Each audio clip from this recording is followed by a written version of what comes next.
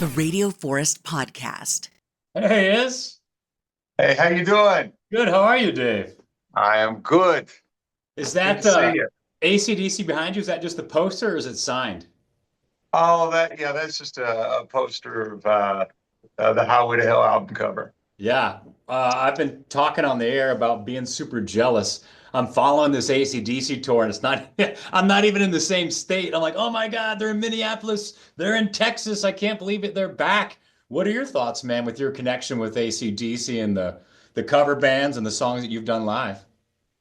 I think it's fantastic. I don't think that anybody should ever quit rocking. I don't think anybody should ever quit rolling. I think that you should just keep on going. And that's what they're doing. They wrote some of the greatest hits ever, the greatest anthems and the soundtrack to all of our lives. So if you don't want to hear it because of the way it looks, that's your problem. Go out there and see it anyway. Yeah, I should introduce you. It's Dave Moody from Hairball. You guys are coming to Idaho Friday, May 2nd, Revolution Concert House. My tune has changed in the past couple of years. It was like maybe 10, 15, 20 years ago. I was like, oh, bands aren't the same. They should retire and call it quits. But what you just said, I'm now a fan of. I wanted to ask you about a lot of bands this time because last time we talked when you came through Idaho, we talked about all your history with other bands. We talked about your role in Hairball, and I want to get to that again. But I really wanted to talk about your thoughts as a fan and as a musician with these bands because a lot of them are going through the same thing. So, Skynyrd, I wanted to talk about next. But so, what are your thoughts about AC/DC replacing other players? And now it's just basically Angus and Brian. I know you kind of answered it, but for me, it's better than no AC/DC. Yeah, I mean, that's true. I agree with that assessment. I'd love to hear the song as long as you got Angus and Brian. But, if you're a true AC/DC fan, you always want Phil Rudd there. You always want Malcolm Young there. And you always want Cliff Williams there. So to not have them is the bittersweet part of it. But I will tell you, I'm just thrilled to death that Angus is getting out there and he's still putting on a great show. And Brian's going out there and they're doing their best. And it is up to us to lift them up. And they've lifted us up our whole lives. And it's up to us to go out there and lift them up. It's our turn to lift them up. So they've given us so much. To not go out and see them would be criminal if they're in your town. And I know that I'm going to catch at least one date. And I can't wait to go see them. What's the earliest time you ever saw AC/DC? Did you ever happen to see him with Brian? Or not Brian, I mean with Bon, I mean. What's the furthest back you've I seen him? never got to see him with Bond. I believe it or not, the first time that I saw AC/DC, because I tour so much and I'm on the road, I miss everything.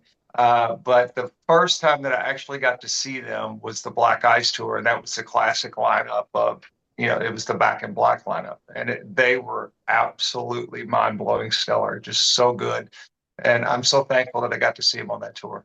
That's actually the first time I saw them on tour too, was Black Ice, because wasn't that where the train was coming through the backdrop, right? Was that Correct. on It was tour? amazing.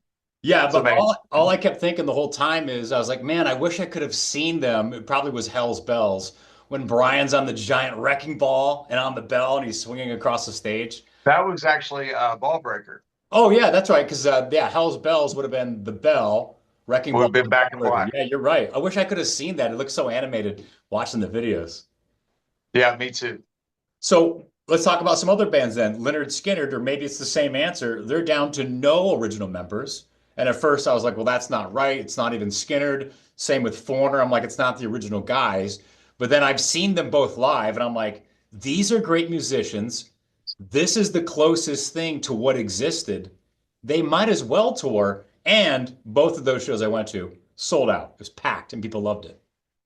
Yeah, I mean that music is timeless, and if you're paying proper representation to this music with respect to it, and the people that wrote it and that came before you, it's there to live forever. And if you do it in that manner with that amount of respect, I have no problem with it. You're John Q. Customer. You vote with your wallet, and as you said, they've been sold out every time you went to see them, and that to me speaks volumes that people want to see these things and they want to hear these songs and they want to see them represented. And sure, we'd love to see the original authors of the song. Sure, we'd love to see the original players. Sure, we'd love to see those things happen. but at the same time, sometimes it's just not possible. So the next best thing is what you're getting, which is just fine if you think about, Johnny Van Zant, which I ran into at an airport, who just happens to be the sweetest guy in the world. And we talked for like 45 minutes, and just one of the nicest guys you ever want to meet. And I couldn't be more happy for him. I think it's great. And I'm sure his brother and the whole band would endorse it just as well. How was that meeting with Johnny then? It sounds like he just kind of made your day bumping into him. Yeah, he was fantastic. We had a layover in Pittsburgh, and he was just hanging out. And I walked over to him and talked to him, and we shared a mutual tour manager from way back in the day, and we started laughing about that from the Billy Ray days. And he's just a really super sweet guy. I ran into Donnie backstage one time. I think it was actually at a Foreigner concert, and I wasn't prepared to how much he looked like Ronnie. Like Yeah, I both was of like them did. starstruck in a way. I was like, oh my God, it's Ronnie. And That's a I didn't ghost. want to say anything. I didn't know what to say because I was like, he knows that, but you forget how much those three brothers look alike. It shocked me, Yeah, they like do. that It's close. it's Yeah. scary. What are your thoughts then as a professional musician? Oh, one more question about this though. People have asked me and I couldn't answer it. What percentage in the crowd do you think knows the original lineups? Maybe it's guys like you and me that devour everything and know these bands. Like you could run into the lead singer and know it's him at the airport. But when people go to see Journey, like do they know that it's not Steve Perry? I mean, he's a little bit more high profile, but if three-quarters of the band isn't the original band, does the entire crowd know or care? As life moves on, you figure out that things start to take over the importance in your life, like your family, your kids, taking your kids to school, going to work every day, doing the things you got to do. I got to think that who's in your favorite band is on the least part Yeah. part of your list of things that you worry about. But yeah, you're right. To me, to you, I know everybody in ACDC. I know who everybody in Lynyrd Skynyrd is. I knew who everybody in Foreigner was, Yeah. but that's how we grew up reading liner notes, reading the back of albums, reading lunchbox or reading, the back of cereal boxes and stuff. That's what we did. That's how we consumed and entertained ourselves. So yeah, we know who those people are by and large, but there's a lot of people that don't care or don't know. They just want to hear those songs represented correctly and with respect. What are your thoughts then about John Five stepping in for Mötley Crüe? I've heard a couple of different stories. Maybe Mick was wanting to retire anyway, or the guys fired him. I mean, John Five obviously is phenomenal as a fan, but maybe we're going back to if the band's still going, who's playing the songs, who cares? That was hard for me as a fan of Crüe seeing Mick out. I mean, he's the elder statesman of the group. They looked up to him. He's cooler in a different way. It makes me miss that era of Mötley Crüe. Yeah, well, Mick, I know his son very, very well, and I can tell you that uh, Mick was the cool in the crew. He was the one that made it cool. He made it street. He made it edge. He made it rock and swing. And yeah, it took all four of them, but I gotta give an extra tip of the cap to old Mick because he was so awesome at what he did and the riffs that he come up with and his tone and the way that he delivered those songs with such an attitude. I, no disrespect to John Five, no disrespect to any of them, but yeah, Mick was the reason why I went to see Motley Crue. But yeah, as a musician, if they called you and said, Dave, we need you in the crew, you can't say like, or can you? Can you No, say like, I can't do it? You're not like, John dude, Five's fault. It's yeah, I not won't John have Five. another He's doing chance. his job, right? Yeah. And that's everybody's dream to end up in Kiss or Motley Crue. I'm When they happy for call him. you, yeah. Yeah, I'm happy for John. I want him to succeed to unbelievable heights and do great things. And I want Yeah. everybody to succeed. But for my money, you know, Mick Mars was Motley Crue. So Kiss back back to a live show after retiring less than 2 years. What are your thoughts on that? Because we've fallen for this before. It's the retirement tour. You'll never see him again. Now it's a one-off show in Vegas, so maybe it's not a tour and it's just a show. But bands retiring and then still playing. What do you think? Well, no band's ever retiring. You're a fool if you believe that. No bands never fall for the farewell tour, Yeah. tagline on the end of a ticket. That's not ever happening. You're seeing bands do it quicker than ever now. Like they'll leave for a couple years and then they'll come back. And then it's fine. Why don't you just call, we're going to take a break tour, Yeah. and do that. But there's no money in that. I understand. But if you believe that anybody's retired at any given time, you're fooling yourself.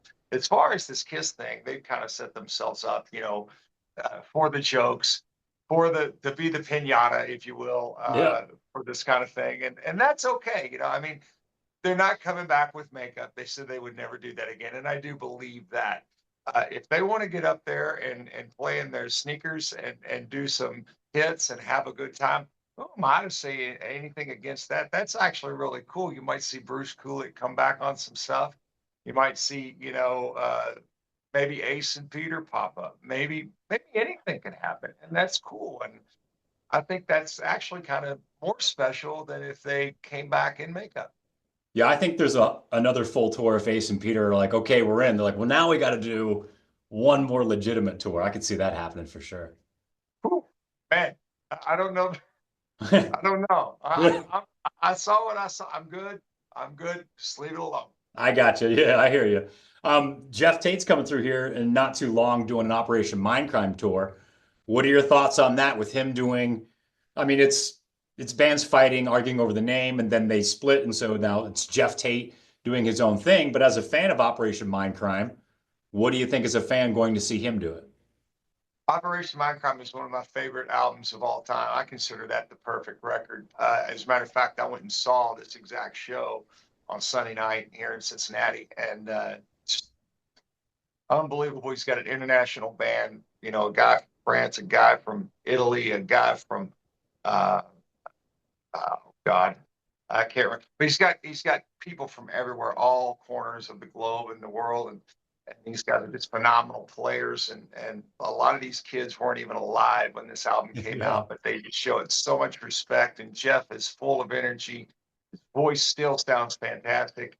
And as far as like whenever they broke up, Jeff very cleverly said, "You can have the name, but I get the rights to Operation Mindcrime, and only I can perform that in its entirety. You can't. You can do songs off of it, but you can't do it in its entirety." And to his credit, he's done a great job of milking that every 4 or 5 years, where he comes out and does that. And Jeff's a super sweet guy. I know him too, and um, very nice guy. And production and the show, it's still all there. And I couldn't be more thrilled for him too.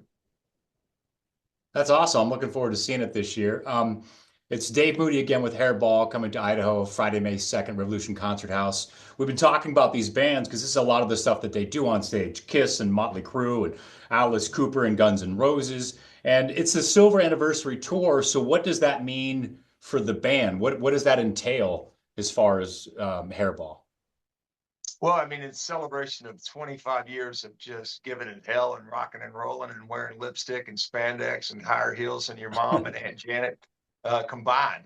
So we go out there and just enjoy. We're just so thankful to be the age that we are, 54, and and still be able to deliver the goods, as it were. And we still get off on it, and it's so much fun. And we're just thankful, man. We're blessed, thankful, and grateful, and nothing to wipe the smile off our face. 25 years, who would have thought?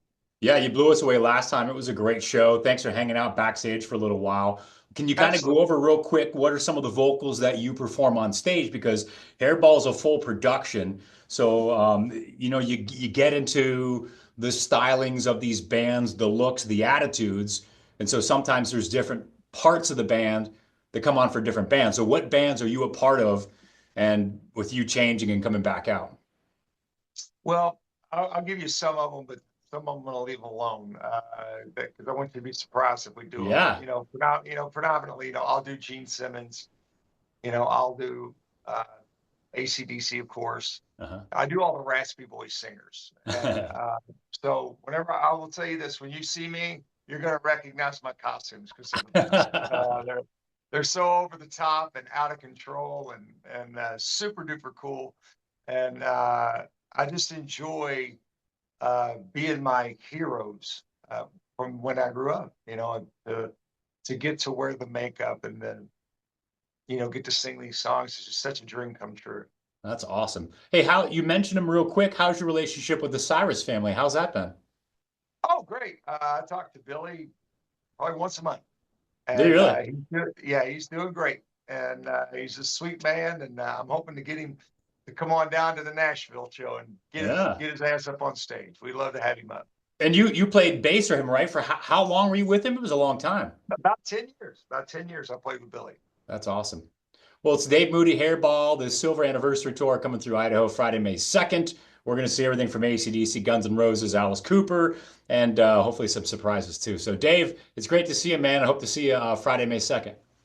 Oh, we can't wait to see you. I promise you this. We got 5 video walls, more power than a 70s Kiss concert. And we're there to burn your eyes out of your head, make your eardrums bleed, leave you sticky, broken, and confused. You can walk in, but you're going to float out. I promise you that. You're going to be raising your beers to the greatest choruses in the history of rock and roll. You're going to be spilling beer on each other. You're going to be having a good time. You're going to be smiling and forget about every one of your problems that you have outside those doors. They're not allowed in our show. Come on in, have a big time. And it just sounds like the best time ever. What about you? Yeah, I can't wait, buddy. I love it. It's great live. I'll see you. Thanks, Dave.